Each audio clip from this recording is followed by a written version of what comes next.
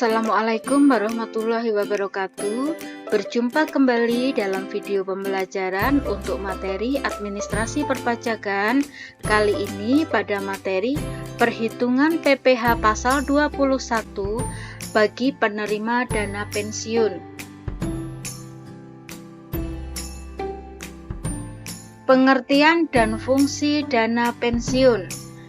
Adapun pengertian dana pensiun adalah badan hukum yang mengelola dan menjalankan program yang menjanjikan manfaat pensiun. Adapun fungsi dari dana pensiun adalah memberikan jaminan di usia pensiun atau saat usia tak lagi produktif untuk bekerja. Peserta dana pensiun dapat memperoleh hak berupa manfaat pensiun yang besarnya bergantung pada besarnya iuran, masa kerja, serta hasil pengembangan dana tersebut. Pengertian penerima pensiun di sini adalah orang pribadi atau ahli warisnya yang menerima atau memperoleh imbalan untuk pekerjaan yang dilakukan di masa lalu, termasuk orang pribadi atau ahli warisnya yang menerima tunjangan hari tua atau jaminan hari tua. Penerima pensiun sesuai dengan pengertiannya tadi, ini meliputi yang pertama adalah pensiunan pejabat negara, PNS, anggota TNI dan Polri. Kemudian yang kedua adalah pensiunan pegawai BUMN dan BUMD. Dan yang ketiga adalah pensiunan karyawan swasta. Adapun jenis-jenis dana pensiun ini ada 3. Yang pertama adalah dana pensiun pemberi kerja atau DPKK, yaitu dana pensiun yang dibentuk oleh orang atau badan yang mempekerjakan karyawan selaku pendiri untuk menyelenggarakan program pensiun manfaat pasti atau program pensiun iuran pasti bagi kepentingan sebagian atau seluruh karyawannya sebagai peserta dan yang menimbulkan kewajiban terhadap pemberi kerja. Yang kedua adalah dana pensiun lembaga keuangan atau DPLK. Adalah dana pensiun yang dibentuk oleh bank atau perusahaan asuransi jiwa untuk menyelenggarakan program pensiun iuran pasti bagi perorangan baik karyawan maupun pekerja mandiri yang terpisah dari dana pensiun pemberi kerja bagi karyawan bank atau perusahaan asuransi jiwa yang bersangkutan. Yang ketiga adalah dana pensiun berdasarkan keuntungan atau DPBK. Adalah dana pensiun pemberi kerja yang menyelenggarakan program pensiun iuran pasti dengan iuran hanya dari pemberi kerja yang didasarkan pada rumus yang dikaitkan dengan keuntungan pemberi kerja. Adapun perhitungan PPh pasal 21 bagi penerima pensiun berkala, rumusnya adalah sebagai berikut. Tarif pasal 17 ayat 1 dikalikan penghasilan kena pajak. Dengan catatan, penghasilan kena pajak yang dimaksud adalah seluruh jumlah penghasilan bruto setelah dikurangi dengan biaya pensiun sebesar 5% dari penghasilan bruto setinggi-tingginya 200.000 sebulan atau 2.400.000 setahun dan juga PTKP. Jadi di sini tampak perbedaan dari perhitungan PKP-nya. Jika pegawai tetap, PKP dihitung dengan mengurangi seluruh jumlah penghasilan bruto dengan adanya biaya jabatan, sedangkan bagi penerima pensiun, biaya jabatannya diganti dengan biaya pensiun. Besarnya 5% dari penghasilan bruto, setinggi-tingginya 200.000 sebulan atau 2.400.000 setahun. Dan tidak lupa dikurangi juga dengan PTKP. Untuk lebih jelasnya, mari kita simak contoh soal berikut ini. Tuan Niko K2 statusnya adalah kawin, tanggungannya 2 orang. Bekerja pada perusahaan tekstil di Jakarta dengan gaji sebulan sebesar 600.000. Tunjangan keluarga dan tunjangan jabatan masing-masing 600.000 dan 2.500.000. Perusahaan membayarkan premi asuransi kematian dan premi asuransi kecelakaan kerja yang masing-masing besarnya adalah 180.000 dan 144.000. Tuan Niko sendiri setiap bulan membayar iuran JHT dan iuran pensiun masing-masing 120.000 dan 60.000. Pada tanggal 1 September 2017 ia pensiun dan menerima uang pensiun setiap bulannya sebesar 6 juta. Berdasarkan data tersebut, berapakah? Yang pertama, hitunglah PPh pasal 21 yang terutang atas gaji selama tahun 2017. Yang kedua, PPh pasal 21 yang terutang atas gaji dan pensiun untuk tahun 2017. Dan yang ketiga adalah PPh pasal 21 yang terutang atas pensiun selama tahun 2017. Dan yang keempat adalah perhitungan PPh pasal 21 yang terutang atas pensiun untuk tahun berikutnya, yaitu tahun 2018. Selanjutnya, yang pertama kita hitung dulu PPh pasal 21 yang terutang atas gaji selama tahun 2017. Ingat, pada tahun 2017 Tuan Niko berstatus sebagai pegawai tetap selama Januari hingga Agustus. Kemudian 1 September beliau berstatus sebagai pensiunan. Maka untuk atas gaji yang dia terima selama Januari hingga Agustus sebagai pegawai tetap kita hitung dengan rumus pegawai tetap sebagai berikut. Pertama adalah menghitung penghasilan bruto, kita tambahkan seluruh penghasilan, yaitu berupa gaji pokok, ditambah tunjangan keluarga, ditambah tunjangan jabatan, premi jaminan kematian, premi jaminan kecelakaan kerja, sehingga total penghasilan brutonya adalah 9.424.000.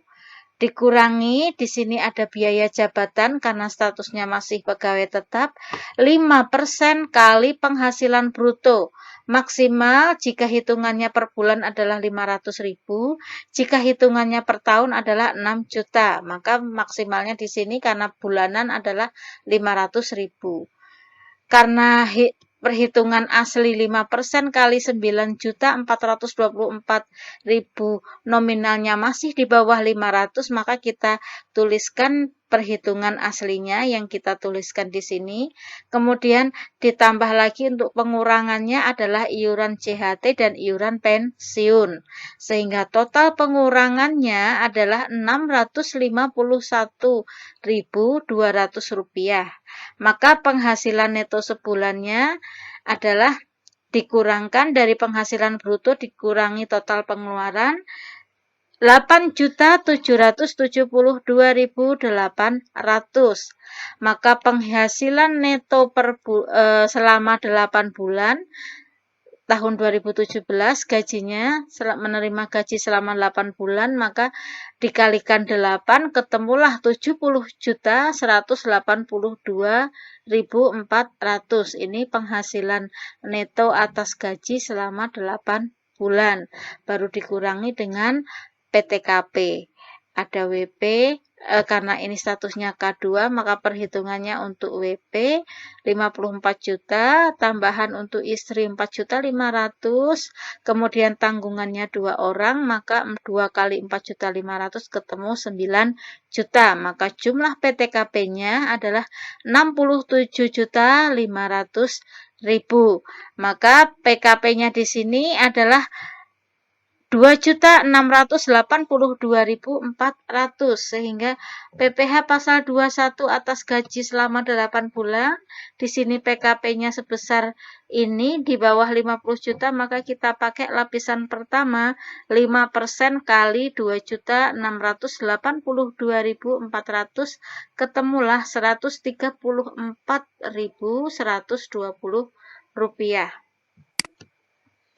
Yang berikutnya kita hitung gabungan PPh pasal 21 yang terutang atas gaji dan pensiun tahun 2017, karena selama tahun 2017 Tuan Niko tadi menerima gaji 8 bulan dan pensiun 4 bulan. Maka yang gaji tadi sudah kita hitung, sekarang kita hitung dulu untuk pensiun.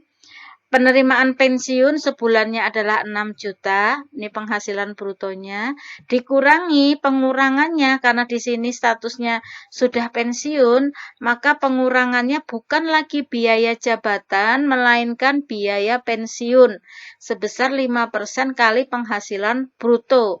Dengan catatan maksimal adalah 200.000 per bulan jika dihitung bulanan, atau 2.400.000 setahun. Di sini hasil aslinya adalah 300.000. Karena di atas 200.000, maka yang kita tulis adalah yang 200.000. Maka penghasilan neto per bulannya adalah 5.800.000.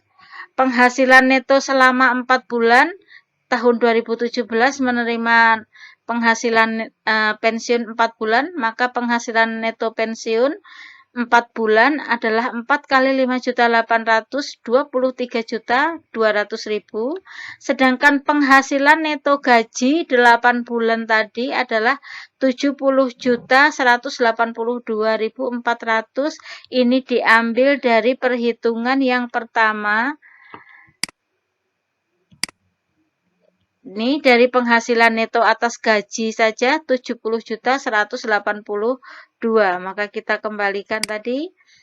Kita tambahkan penghasilan neto atas pensiun dengan penghasilan neto atas gaji, ketemulah penghasilan neto gaji dan pensiun 93.382.400 dikurangi PTKP, statusnya tadi adalah K2, adalah 67.500, ketemu PKP atau penghasilan kena pajak 25.882.400. Maka PPh pasal 21 atas gaji dan pensiun pakai yang 5% kali 25.882.400, ketemulah 1.294.120.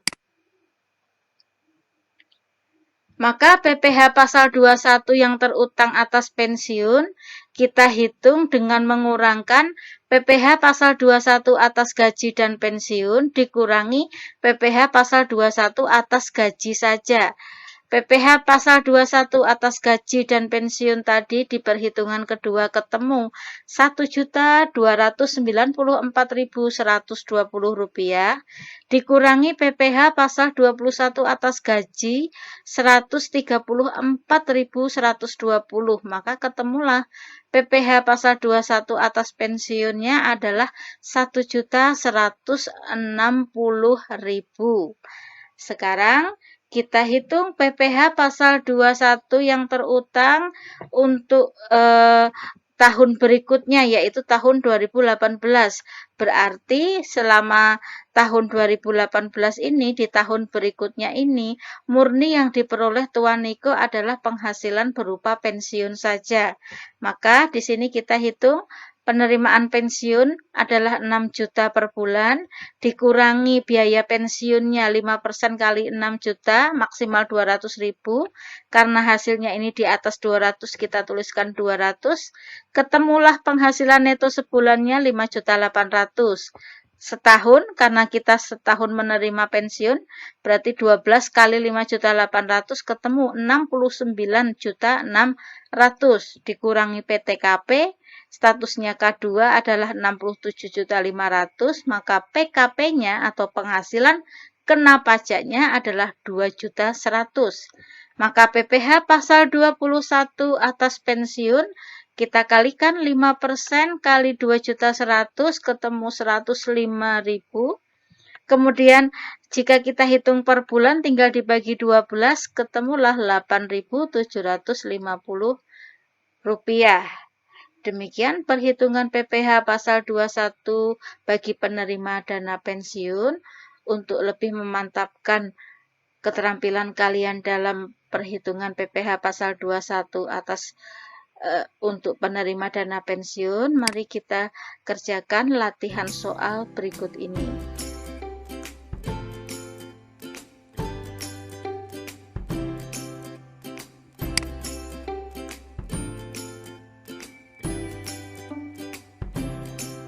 Silahkan dikerjakan. Terima kasih atas perhatiannya dan Assalamualaikum warahmatullahi wabarakatuh.